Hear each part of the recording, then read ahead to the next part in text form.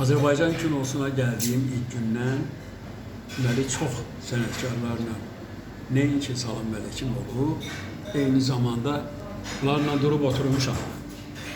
Hətta nəinki durub oturmağa, hətta SSR-nin müxtəlif yerlərinə səyahətlərimiz olub.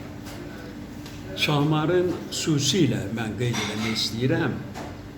Şahmar deməli bizim sənətkarların içərisində bir sıra özünün xasiyyətinə görə başqalarından fərqlənir. Neydi o əsas məsələ?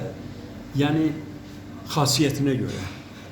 Yəni həddindən artıq sadə. Həddindən artıq sadə. O qədər sadə idi ki, eşitməzdin ki, bu xalq artistidir, bu böyük bir sənətkardır, bu qədər. Yəni eyni zamanda onda o sadəliklə bir yerdə əl açıqlıq var idi.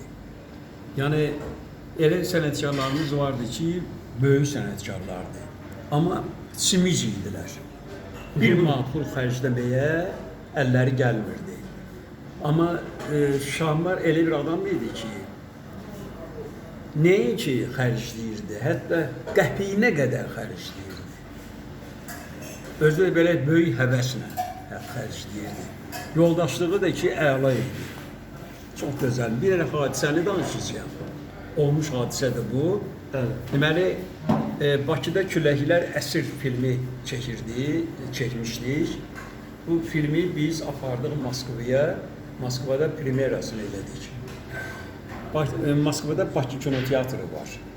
Həmin o kinoteatrda deməli, bunun premyerası olmalı idi. Şahmarı biz gözləyirdik. Orada 2 nəfər gəldi premyeraya. Bir Kadışnikov, Pavel Kadışnikov. Yəni Rusların içərisində ən siması çox gözəl və çox gözəl də bir aktyordur. Məşhur aktyordur. Nəinki Sovet İttifaqında, hətta xarici ölkələrdə belə tanıyırdılar bunu. O həmən filmdə o da oynayırdı, Şahmar da oynayırdı. Şahmar orada baş rolu oynayırdı. Və biz deməli, daha doğrusu mən qabaqcıdan getmişdim bura. Reklam falan 5 mekan kinoteatrında lazım elədik və gözləyirdik. Şahmar gecikirdi premyeraya. Niyə görə? Çünki Bakıdan gələn təyyarə gecikirdi. Hətta elə oldu ki, orada Bakı kinoteatrı böyük bir kinoteatrdır. Cəmaat yığılmışdı ora. Kinoteatrın içine artıq oturmuşdular yerlərində və biz gözləyirdik Şahmarın gəlməyini. Birdən deməli bizim səfirlikdə işləyən qeyri-millətin nümayəndəsi, bizim səfirliyimizdə işləyən qeyri-millətin nümayəndəsi qeyd etdi ki, biz artıq gözləyə bilmərik.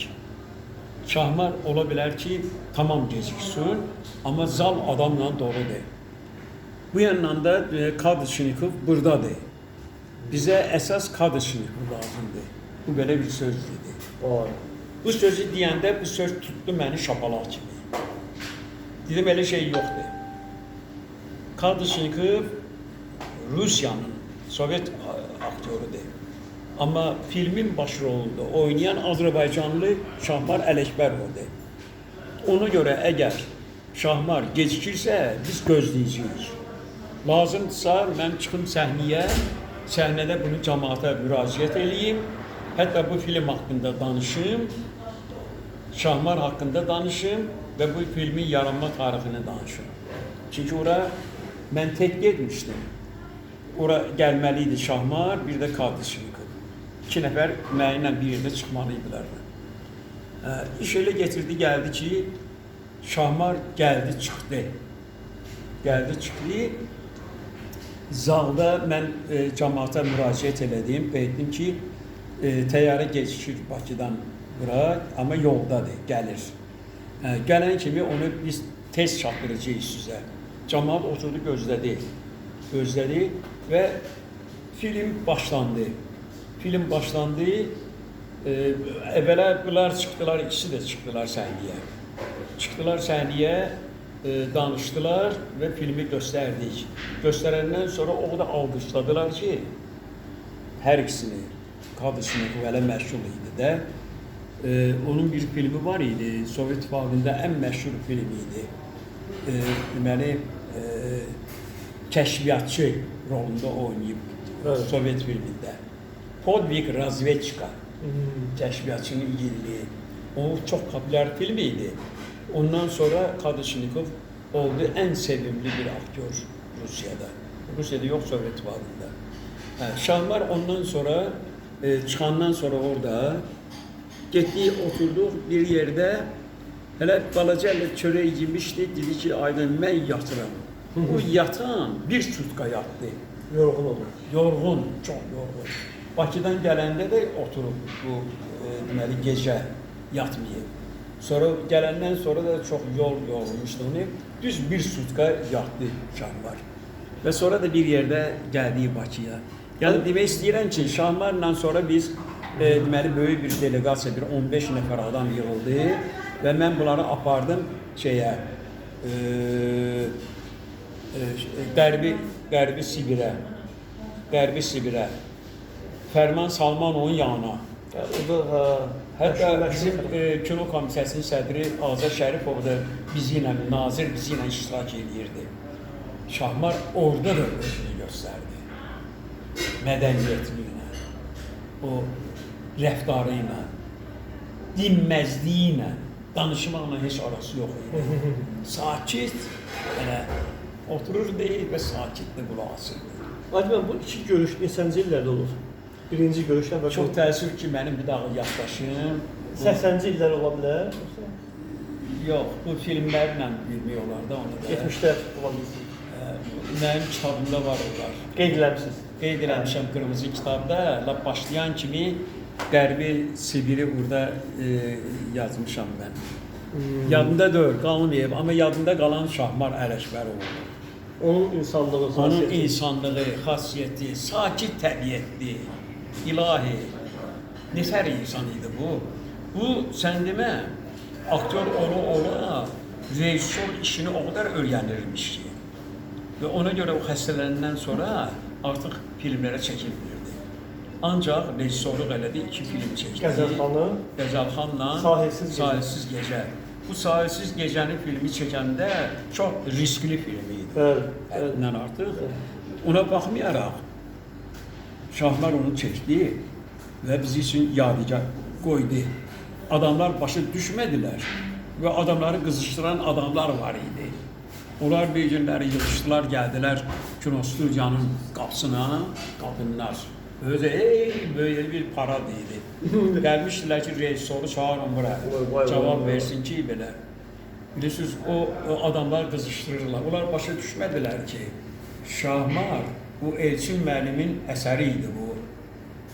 Bu Şahmar burada nə demək istəyirdi? Burada heç də əxlaqsızlıqdan söhbət gedirdi. Burada söhbət gedirdi ki, Sovet hökuməti insanları elə bir vəziyyətə salırdı ki, yəni onları tutub Sibirə göndərirdi. Onların ailələri dağılırdı. Şahmar bunu göstərmək istəyirdi orada. Orada belə bir filmdə belə bir məqam var. O qədər təsirlidir ki, o qədər bu filmə baxanda misal üçün mənim başımdan elə bir ağrı tuturdu ki, həmən kadrda. Deməli, gəlib evdən çıxardıb aparırlar atanı. Mindirirlər onu deməli arabanın arxasından mindirirlər arabaya. Uşaq, balaca bir qız atası ilə bərabər çıxır küçüyə. Və o anda kişinin başından papaq düşür yerə, minəndə arabaya. Düşəndə o konvoyur hansı ki əskərdir, qeydir ki, bu papaq sənə daha lazım olmayacaq. Bunu tamaşaçı başa düşmürdü ki, bu bütün filmin cəmi buradaydı. Yəni ki, sənin qriyyətin sardı, səni aparırlar Sibirə, sənin də qızın olacaq pozğun, qalacaq küçələrdə. Bunu bu tamaşaçılar başa düşmürdülər. Ona görə tamaşaçılar qıy çəkirdilər ki, bizim qadınlarımız heç vaxtı əxlaqsız oldu. Amma bu reallığı göstərirdi. Amma bu reallığı göstərirdi də Bir-birlə deməli kişilərin arvadları qaldı ərsiz, uşaqları qaldı yetim, Bəli. yiyəsiz, arvadları da sonra tutub aparırdılar, sarırdılar çöllərə. Bəs bu uşaqlar harda qalırdı qızlar? Elələri vardı ki, qorunurdu, elələri vardı ki, qorunmurdu və çıxırdılar, qalırlar Bəli, küçələrdə. Kino bundan ibarət idi. Bunu başa qızışdıranlar vardı bu qadınları. Ona görə bunlar gəldi, cumurdular kino studiya ki, Şahmarı verin bura. Şahmar görün bizi neyləyib. Sən başa düşmürdün. Çox böyük insanmış. Həqiqətən Çox böyük uzaq insan. görən imiş. Sonra da Qəzəlxanı çəkdi. Əliağa Vahidi. Əliağa Vahid piyanistçi olmuyor. Heç vaxtı. Mən Əliağa Vahidi görmüşəm. Bəli. Mən onu görmüşəm balaca olanda. O Aras kino restoranı var idi. Azdramanın böyründə. Oraya gəlirdi. Onun da orada bir stolu vardı. Həmişə eyni yerdə otururdu. Adamlar yığılırdı başına və araq alıb verirdilər buna, bu da işsizdi. Sonradan etiraf elədi ki, Əliağa deməli Vahid etiraf elədi ki, əgər mən özümü piyanistliyə qoymasaydım, məni çoxdan güllələmişdilər 38-də. Biraz da oynayıb, rol oynayıb. Rol oynamışam deyir mən. Mən məcbur idim içməyə. Bəli. Mən məcbur idim içməyə. Bir tanış var idi, o mənə danışdı bunu. O da Əliağa ilə çox yaxın idi. Sonraki illərdə ki, artıq Stalin ölmüşdü, ara ki düzəlmişdi hər şeylə, onda ona danışmışdı bu əhvalatı. Məni deyir, elədilər piyanistə, amma əslində mən piyanistə dördüm. Çünki mən onu ilə canımı qurtardım. Ona görə dəymədilər ona. Hə. O belə bir misal var. Bir günləri deyirlər ona ki, şeydir. Mircəfər Bağura Sabri deyir ki, yeri get neftdən yaz, neftçilərdən yaz. Deyir, mən də deyir, getdim, oturdum, yandım, baxdım, yazdım ki, ay nefti olan Şalban, mən sənə qurban. Belə bir şey. Ay neftli Şalban, mən sənə qurban. Sonra deyir, nə qədər fikirləşdim bunun dalını, gördüm dalını görmüşəm. Gəldim, verdim ki, ağa, mən bacarmıram axı. Alınmır da məndə də. Mənim o içki içməyin mənim canımı qurtardı, deyir. Bəli, bəli. Aynen, çox sağ olun. Gözəl söhbətlər idi. Çox sağ olun.